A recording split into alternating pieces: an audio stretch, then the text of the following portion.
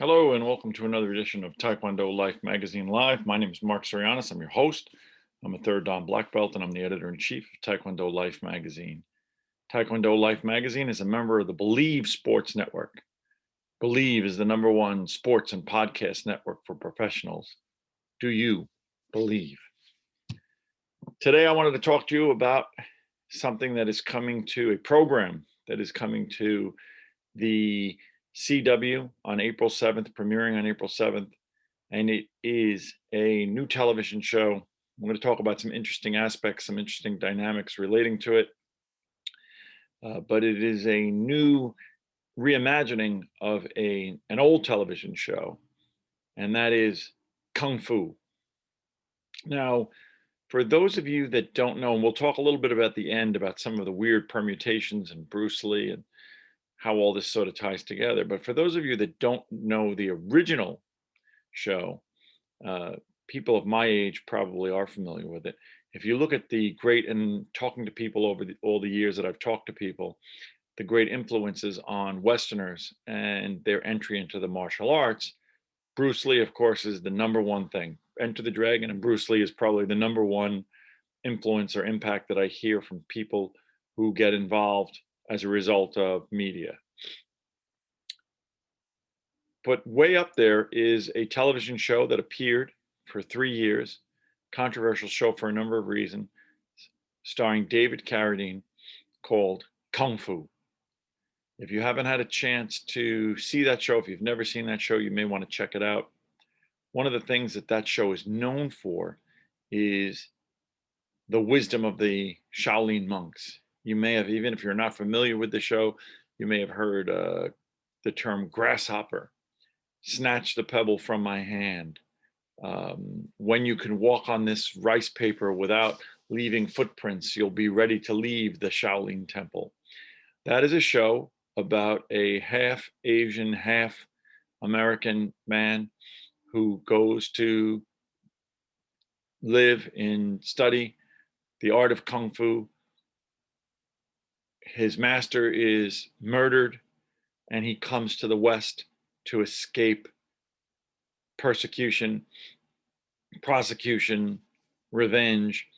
And the story is basically a Western. It takes place in the Old West about a peace loving monk that travels the Old West and, of course, is met with racism, anti Asian bias, bullying, all sorts of things that lead him to constantly have to use his Kung Fu skills. Now, the show ended after 3 years, not because it wasn't popular, but because David Carradine had decided, for numbers of reasons, including his physical health, that he no longer wanted to do that program.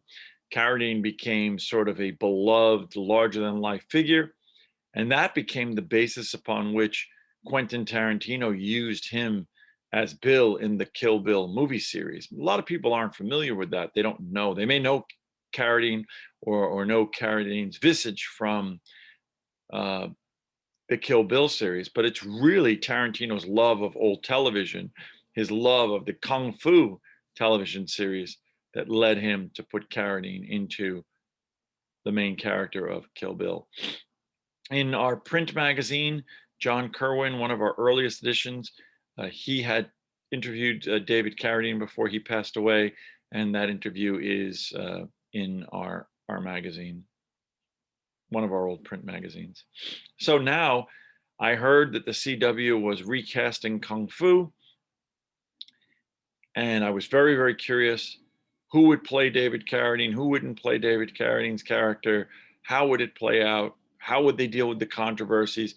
There were controversies that were related to the original show, some related to its origins, but the other related to the fact that to some degree it's perceived as being racist because Carradine is not Asian at all in his, or was, he's passed away, but is not Asian at all, and played someone who was a half Asian.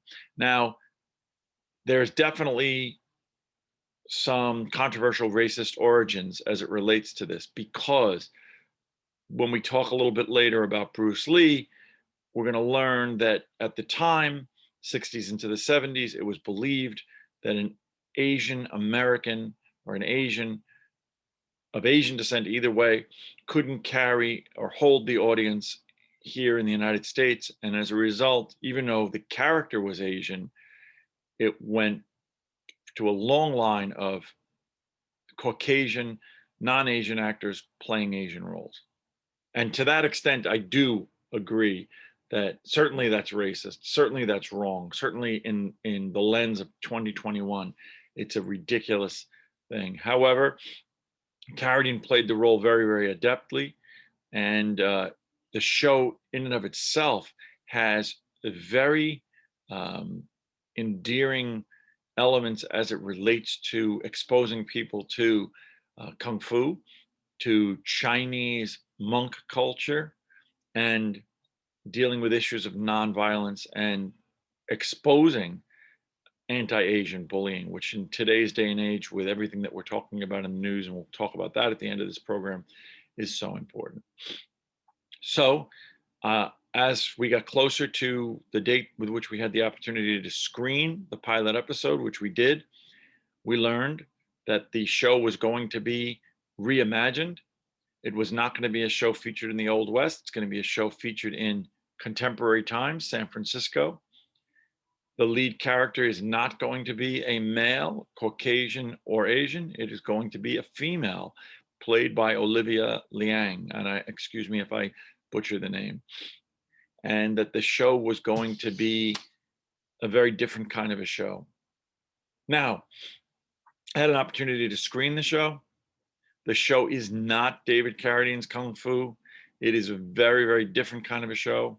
However, it is a very family-friendly and fun show on a lot of levels, and it has a lot of positive things that I wanted to talk about. Let me take a moment to give you a word about our latest sponsor, eBay. And whether rare dead stock or the latest release, find the exact shoe you're looking for at eBay. As the original sneaker marketplace, eBay is the place to go to cop the pair that you've been eyeing. With eBay's authenticity guarantee, your sneakers are meticulously inspected by independent professional authenticators.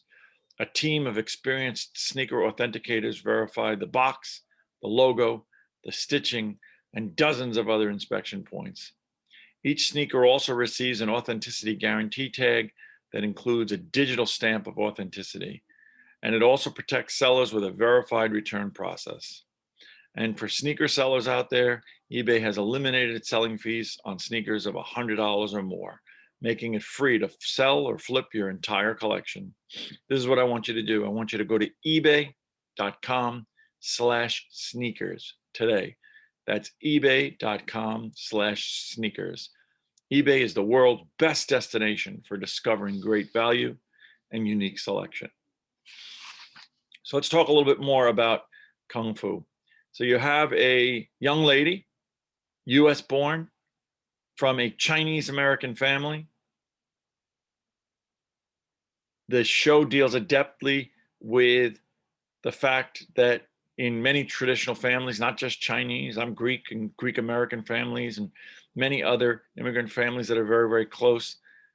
It is a little bit hard sometimes for the American-born generation to sow their own, to find their own way without the interference and the influence of their loving families. So Nikki Shen, the main character, played by Olivia Liang,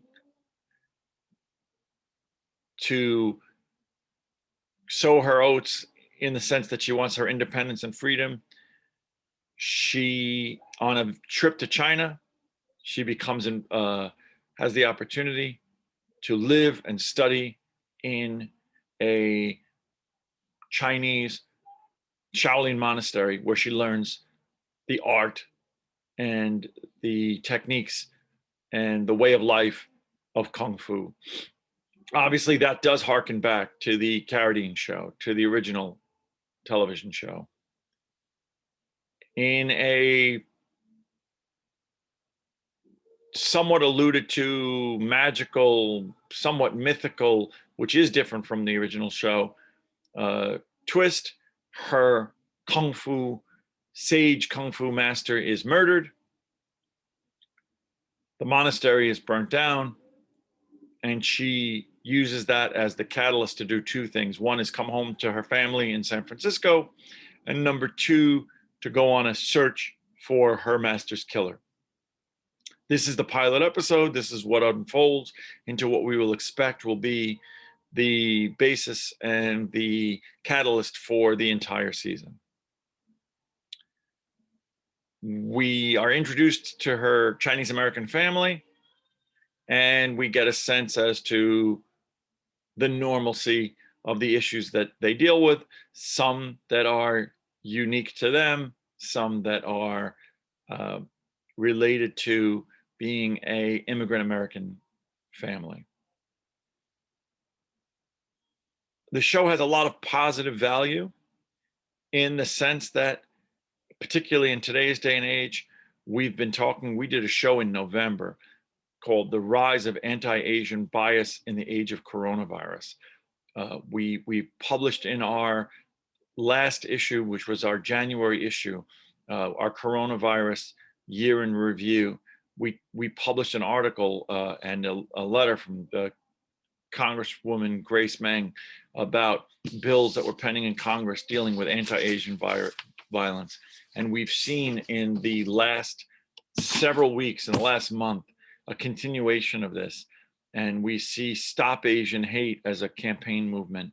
And this show is being taped on the heels of a deadly massacre in Atlanta over the last couple of days, where 6 Asian American women were brutally murdered by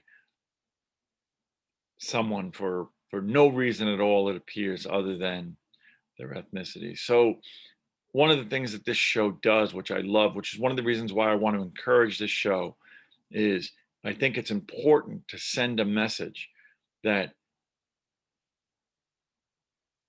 we support the Asian American community and we reject violence against anyone, but certainly against our Asian American brothers and sisters, and that this show does a wonderful job, very much like Wu Assassins. Wu Assassins sort of paved the way of just with normalcy showing Asian American families, Asian American characters without any stereotypical biases through the lens of just normal people. Yes, is there an impact to the fact that they're Asian American? Yes, Chinese culture is respected and displayed in the show, and there are certain things that Chinese American families perhaps deal with that Greek American families don't, but that's the beauty of it. However, as people, as individuals, whether you're Chinese, whether you're Russian, whether you're Yugoslavian, whether you're Japanese, it doesn't matter. We all deal with the same issues of love and family relationships and the complexities and financial struggles. The other part of the show that I really do like and I really am encouraged by is the themes of female empowerment, right? The characters in the show, intelligent, strong women. The main character, a significant role, a woman who has the ability to take care of herself and take care of her loved ones, has the ability to fight, is intelligent and feminine and self-assured and on a journey of self-discovery.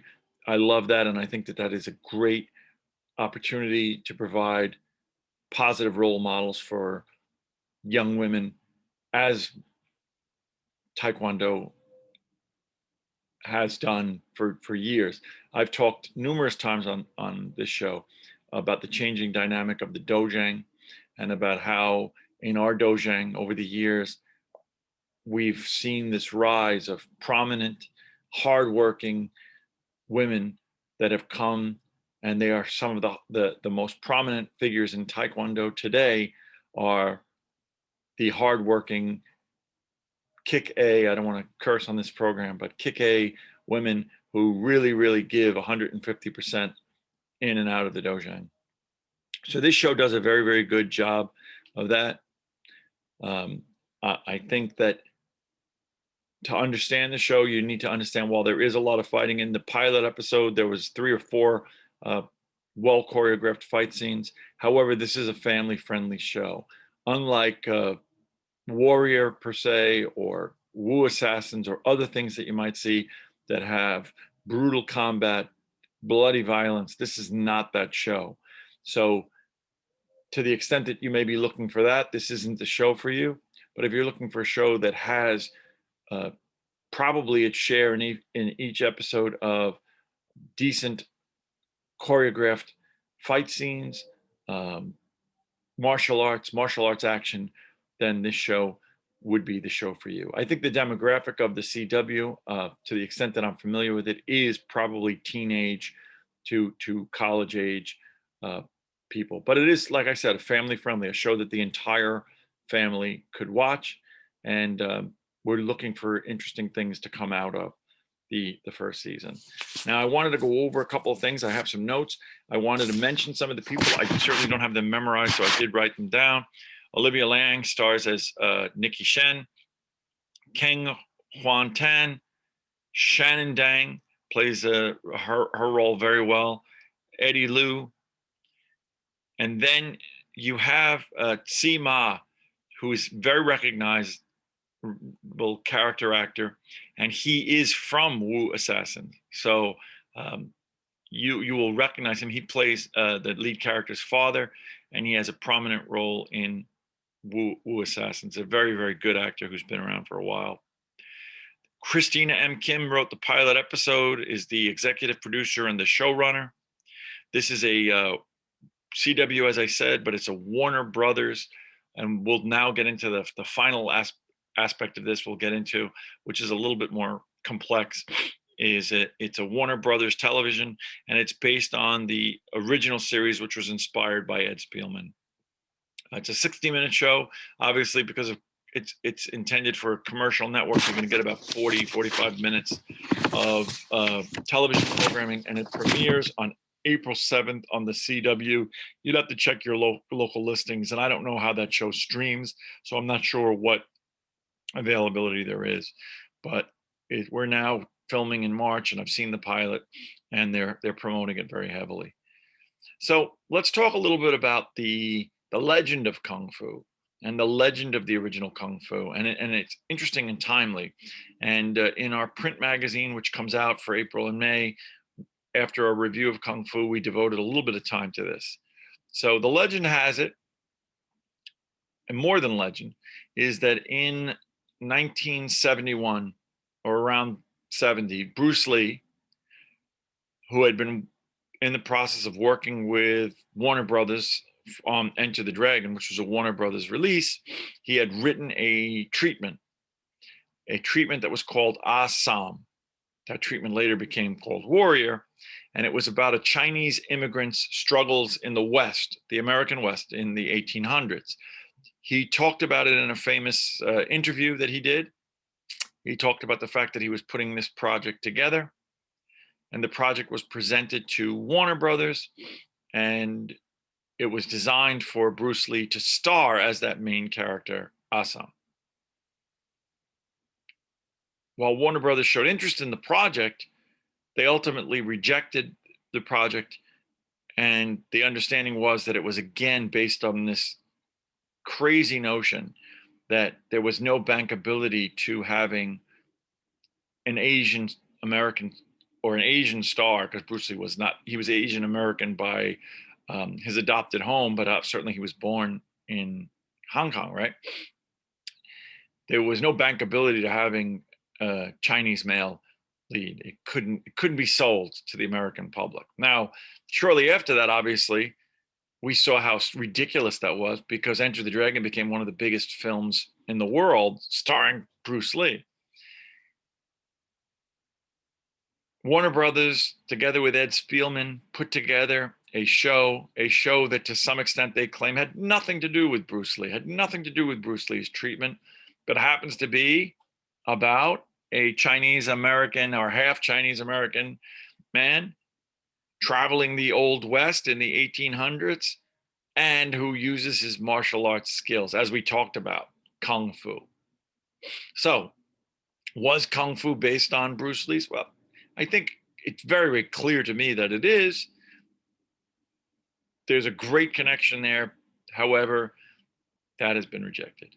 Now, fast forward to 2017, 2018.